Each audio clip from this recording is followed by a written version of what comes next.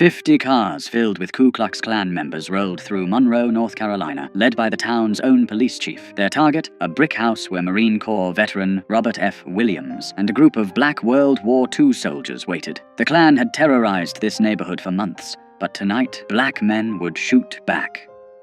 Monroe, North Carolina sat 30 miles southeast of Charlotte, a small textile town of 12,000 people where cotton mills provided jobs and Jim Crow provided the rules. The railroad tracks divided white from black, prosperity from poverty, safety from terror. On one side lived the people who ran the town, on the other lived the people who kept it running, cooking in white kitchens, cleaning white homes, working white-owned factories for a fraction of white wages. Robert Franklin Williams arrived back in Monroe in 1955, though calling it an arrival suggests he'd been welcome somewhere else. Born in this town on February 26, 1925, he'd grown up hearing stories from his grandmother, a former slave who'd given him his grandfather's rifle and told him what it meant to survive in a place that wanted you dead. His grandfather had been a Republican organizer during Reconstruction, publishing a newspaper called The People's Voice, until white violence made him choose between his voice and his life.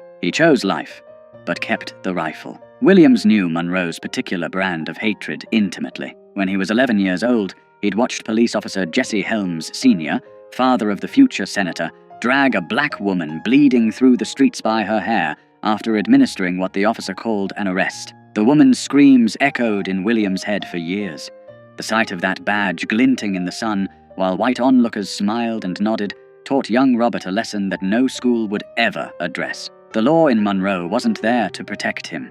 It was there to remind him of his place. He'd tried to escape that place. During World War II, Williams migrated north like hundreds of thousands of other black Southerners, finding work in Detroit's auto factories. He was there in 1943 when white mobs stormed through black neighborhoods, killing dozens. He fought back then, young and angry, learning that Northern freedom was just Southern oppression with better lighting. In 1944, he was drafted into the Army, serving until 1946. Then he joined the Marines, 1954 to 1955, where he learned discipline, marksmanship, and the bitter irony of defending a country that wouldn't defend him. When he returned to Monroe in 1955, he found the local National Association for the Advancement of Colored People chapter gasping its last breath. 6 members remained, from what had once been a thriving organization. The others had been fired from jobs, threatened, beaten, driven out. Southern states were systematically destroying the NAACP,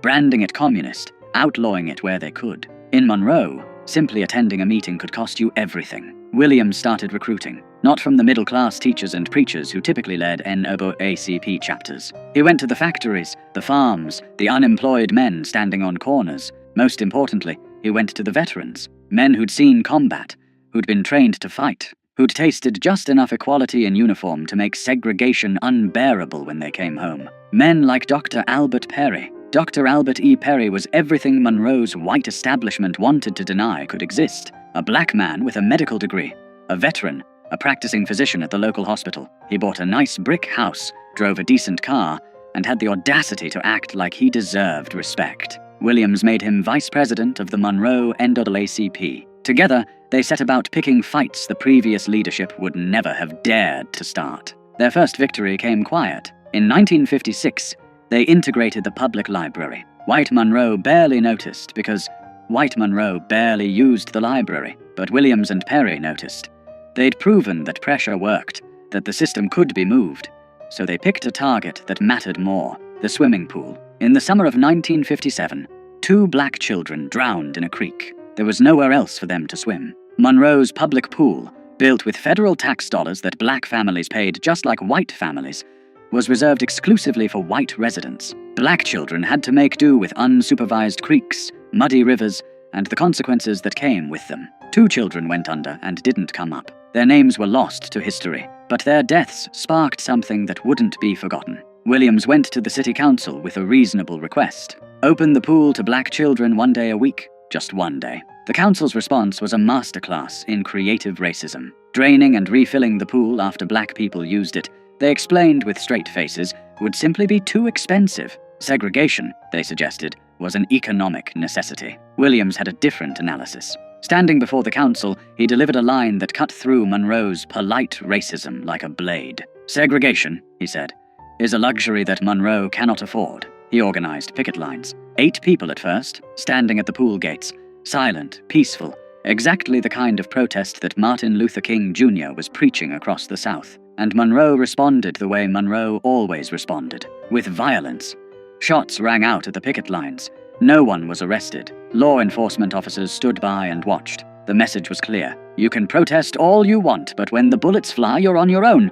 That's when the Ku Klux Klan got involved. The Klan in Monroe wasn't some fringe element hiding in the shadows. In a town of 12,000 people, the press estimated 7,500 Klan members and supporters, more than half the town. They held massive rallies where thousands gathered in their robes and hoods, listening to speakers promise to keep Monroe pure, to keep the races separate, to handle these uppity agitators who thought they deserved to swim in white water. Leading these rallies was James William Catfish Cole, a South Carolina Klan organizer who'd made Monroe his personal project. Cole was the Klan's regional heavyweight, a man who commanded respect in white supremacist circles, someone who got things done. He held rallies where he specifically named Williams and Perry, calling them communists, troublemakers, threats to the Southern way of life. Then his followers would pile into their cars and form motorcades. Here's where the institutional betrayal became impossible to ignore. Monroe's police chief, A.A. Morney, didn't try to stop these motorcades. He led them. Squad cars with flashing lights would escort 50, sometimes more, Klan vehicles through Monroe's streets. The procession would wind through town, then head across the railroad tracks into Newtown, the black section, and there they'd drive past specific houses, firing guns into windows, throwing bottles, shouting threats, while the police chief made sure they had safe passage. Dr. Perry's house became a favorite target.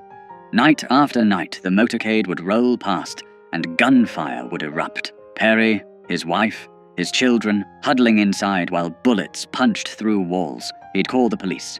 They'd tell him they couldn't confirm any shooting had occurred, despite the holes in his house and the shell casings in his yard. Then they'd suggest perhaps he'd be safer if he stopped causing trouble. Williams made a decision that would define his life and split the civil rights movement. If the law wouldn't protect black people would protect themselves. He applied for a charter from the National Rifle Association. The NRA approved it without hesitation. Williams formed what he called the Black Armed Guard, though officially it was the Monroe chapter of the NRA. 50 to 60 men, most of them veterans like Williams, men who knew how to handle weapons, how to maintain discipline under fire, how to return fire effectively. They trained, they drilled, they bought guns with money raised from supporters, including fundraisers in Harlem, where Malcolm X would later invite Williams to speak at his mosque. They studied tactics, and they prepared Dr. Perry's house like it was a forward operating base. By October 1957, tensions in Monroe had reached a breaking point. The Klan's motorcades continued,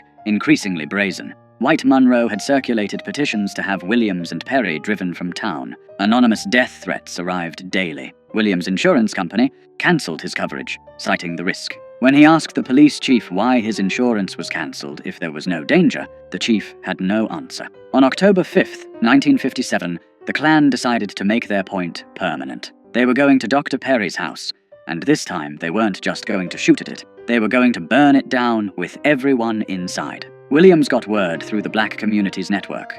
People who worked in white homes, who overheard conversations, who understood that information meant survival. The Klan was coming, in force. Tonight. Williams and his men moved into Perry's house that afternoon. They stacked sandbags along the windows. They positioned men with clear fields of fire. They made sure everyone understood the plan. No one fires first, but when they do fire, we fire back. Aim low. Disable. Don't kill if possible. Make it clear we're serious without giving them martyrs. As the sun set, they waited. Perry's family had been moved to safety. Inside the house were only men who'd made peace with what might happen next. Veterans who'd survived war only to find themselves at war in their own hometown. Men who'd sworn oaths to defend their country and were now defending their community from their neighbors. The sound reached them first. Engines. Lots of engines. Then the glow of headlights. Dozens of them, winding through Monroe's streets. The motorcade rolled past City Hall, past the courthouse, past the nice white neighborhoods where people watched from their porches like it was a parade. Then it crossed the tracks into Newtown. 50 cars or more. packed with Klan members in full regalia. At the front, Monroe Police Chief Morney's squad car, lights flashing. The motorcade snaked through Newtown streets, and residents who'd seen this before pulled their children inside, turned off their lights, prayed this night wouldn't be the night someone they loved got killed. The procession turned onto Perry Street. The cars slowed, then stopped, engines idling. Men began to emerge, white robes gleaming in the headlights. Some carried torches, some carried guns. All of them carried the certainty that this was their town, their right, their prerogative to do as they pleased. Then the shooting started. Later, both sides would claim the other fired first. What's certain is that gunfire erupted from the Klan's motorcade, slamming into Perry's house. Bullets shattered windows, punched through the brick, tore through the front door.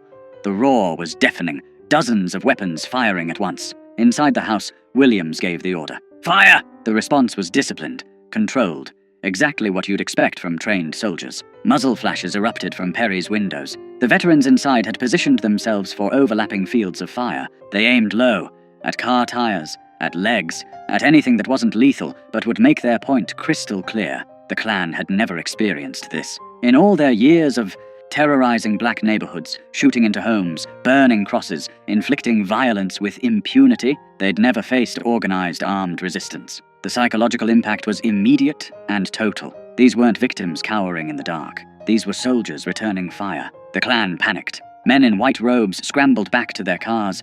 Engines roared to life. Tires squealed. The entire motorcade broke formation and fled in every direction, some cars running into each other in their desperation to escape. Within minutes, the street was empty except for abandoned robes, dropped torches, and the fading sound of engines racing back across the tracks to the safety of white Monroe. Inside Perry's house, Williams and his men held their positions. No pursuit, no celebration. They maintained their perimeter through the night, knowing retaliation might come. But it didn't. The Klan had been routed, humiliated, driven from a black neighborhood by black men with guns. The next morning, Monroe's city council held an emergency session. The same council that had said they couldn't afford to let black children swim. The same council that had turned a blind eye to months of Klan terrorism. They passed an ordinance effective immediately. The Ku Klux Klan was banned from Monroe without a special permit from the police chief. That ordinance was the first crack in Monroe's wall of white supremacy. Not because the council suddenly developed a conscience, but because armed black veterans had demonstrated something white Monroe couldn't afford to ignore. In Williams' own words, racists consider themselves superior beings and are not willing to exchange their superior lives for our inferior ones. They are most vicious and violent when they can practice violence with impunity. The shootout barely made the news. The Monroe Journal mentioned it briefly. 3 black newspapers covered it. The national press ignored it completely. Just 3 months later, when the Lumbee tribe would rout the Klan in a similar confrontation, national media would descend on North Carolina, Life magazine would run photo spreads, politicians would issue statements. But when black men defended themselves with guns, white America decided that story was better left untold. Williams understood why. As he'd later write, the national press played up the Indian Klan fight because they didn't consider this a great threat. The Indians are a tiny minority, and people could laugh at the incident as a sentimental joke. But no one wanted black people to get the impression that this was an accepted way to deal with the Klan, so the white press maintained a complete blackout about our fight. But word spread through black communities across the South. Veterans heard what had happened in Monroe. Working people heard. Young activists heard. The message was clear. Nonviolence was a tactic, not a suicide pact. You could advocate for peace while keeping a rifle behind the door, the October 5th. Shootout didn't end Monroe's racial violence, but it fundamentally changed its character. The Klan never conducted another motorcade through Newtown. They couldn't. They'd been exposed as cowards, who only fought when resistance was impossible. When black men shot back, they ran. Less than a month later, the Klan tried a different approach. If they couldn't eliminate the troublemakers by force, they'd eliminate them through the legal system. Dr. Perry was arrested on charges of performing an abortion on a white woman. The accusation was almost certainly false. Perry was Catholic, opposed to abortion on religious grounds. The woman herself said she'd asked him to perform the procedure, but that he'd refused. None of that mattered. The newspaper headline screamed, "Negro doctor arrested for criminal abortion on white woman." The racism was coded into every word.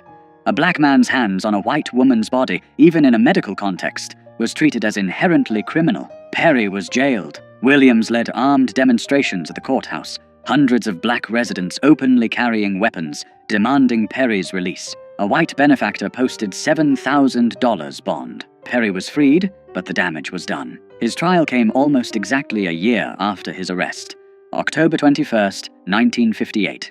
He was convicted and sentenced to 5 years in prison. Released after serving just over a year, Dr. Albert E. Perry never got his medical license back. He'd lost his profession, his livelihood, his future, for the crime of standing up to the Klan. The system had accomplished through legal proceedings what the Klan couldn't accomplish with guns. Meanwhile, Williams faced his own reckoning with the broader civil rights movement. In late October 1958, just days after Perry's conviction, a case exploded that would make Williams an international figure. 2 black boys, 9-year-old James Hanover Thompson and 7-year-old David Fuzzy Simpson, had been playing with white children. During a kissing game, a 7-year-old white girl named Sissy Sutton kissed both boys on the cheek. When she mentioned it to her mother, white Monroe reacted with hysterical rage. The mother washed her daughter's mouth with lye. Armed men hunted for the boys. Police arrested James and David, handcuffed them, took them to jail, and spent 6 days interrogating them without allowing them access to parents or lawyers. They were beaten, threatened with lynching, told they'd raped a white girl. Judge Hampton Price heard the case. Such as it was, the boys had no legal representation. They stood silent, terrified. The judge interpreted their silence as a confession. He sentenced both boys to indefinite terms in reform school, possibly until age 21, for a kiss that a white girl had initiated. Williams mobilized international attention. He contacted journalists in Europe. He worked with activists in New York to form the Committee to Combat Racial Injustice. He turned the kissing case into a global embarrassment for the United States, with demonstrations in Paris, Rome, and Vienna. Former First Lady Eleanor Roosevelt intervened with North Carolina's governor. President Eisenhower received thousands of letters. After 3 months, on February 13, 1959, Governor Luther Hodges pardoned the boys without explanation or apology. They were released. Their lives were destroyed. James Thompson would spend most of his adult life in and out of prison. David Simpson largely disappeared from the record. In 2011 interviews, James's sister Brenda would remember sweeping bullets off their front porch every morning while the Klan burned crosses in their yard. The kissing case made Williams famous, but it also made him a target. Then came the event that would force him into exile. In May 1959, a Monroe court heard the case of Mary Ruth Reed, a 23-year-old black woman who was 8 months pregnant when Louis Medlin, a white man, assaulted her and attempted to rape her. Medlin was charged. The trial was brief. The all-white jury deliberated briefly, not guilty. Williams stood on the courthouse steps as Medlin walked free, and he said something that would end his leadership of the Monroe NAACP. Black women approached him, devastated, asking what they were supposed to do now that white men knew they could assault black women with impunity. Williams told them, "We cannot rely on the law. We must defend ourselves. If it takes violence to get justice, then we must meet violence with violence." The next day, National NAACP head Roy Wilkins called. Williams confirmed he'd made the statement and would repeat it. Within hours, Wilkins suspended Williams from the NAACP for 6 months. The organization Williams had rebuilt from 6 members to hundreds, the chapter that had achieved what no other Southern NAACP chapter had dared attempt, was now too militant, too aggressive, too willing to fight back. Williams didn't stop. He founded a newsletter, The Crusader, continuing his grandfather's tradition of publishing. He continued organizing. In 1961, when Freedom Riders came to Monroe, Williams' armed guards protected them. When white mobs attacked nonviolent demonstrators, Williams' men formed defensive perimeters. Martin Luther King Jr. refused to visit Monroe, specifically because Williams' armed guards were there. The philosophical divide between nonviolence and self-defense had become irreconcilable. On August 27, 1961, violence erupted in Monroe again. Freedom Riders had been demonstrating. White mobs attacked. In the chaos, a white couple from a nearby town, Bruce and Mabel Stegall, drove into Newtown by accident. Residents surrounded their car, thinking it was part of the mob. Williams personally intervened, brought the couple into his own home for protection, kept them safe for 2 hours until tensions cooled, and they could leave unharmed. The Steggalls left safely. Then Monroe Police Chief Morney, the same man who'd led KKK motorcades, told Williams, In 30 minutes, you'll be hanging in the courthouse square. The FBI issued a federal warrant for Williams' arrest on kidnapping charges. The couple he'd protected claimed he'd held them hostage. Williams knew what was coming. Monroe's law enforcement, which had never arrested a single Klansman for terrorizing black neighborhoods, was about to lynch him legally. He and his wife Mabel fled, first to Canada, then to Cuba, then to China. He wouldn't return to the United States until 1969. From exile in Cuba, Williams broadcast Radio Free Dixie, a weekly program featuring jazz, blues, news, and commentary directed at black listeners in the American South. He wrote his book, Negroes with Guns, published in 1962, which would become essential reading for a new generation of activists. Huey Newton and Bobby Seale would cite it as inspiration for the Black Panther Party, the idea that black people had the right to defend themselves with weapons, that armed resistance was a legitimate response to armed oppression. Spread through the Black Power movement of the late 60s, the kidnapping charges were finally dropped in 1975. Williams returned to Michigan, where he lived quietly until October 15, 1996, when he died of Hodgkin's lymphoma at age 71. Rosa Parks delivered his eulogy in Monroe, the town that had driven him into exile for daring to suggest black people deserved to swim in public pools. The night of October 5, 1957, changed nothing and everything. Monroe remained segregated. The Klan remained powerful.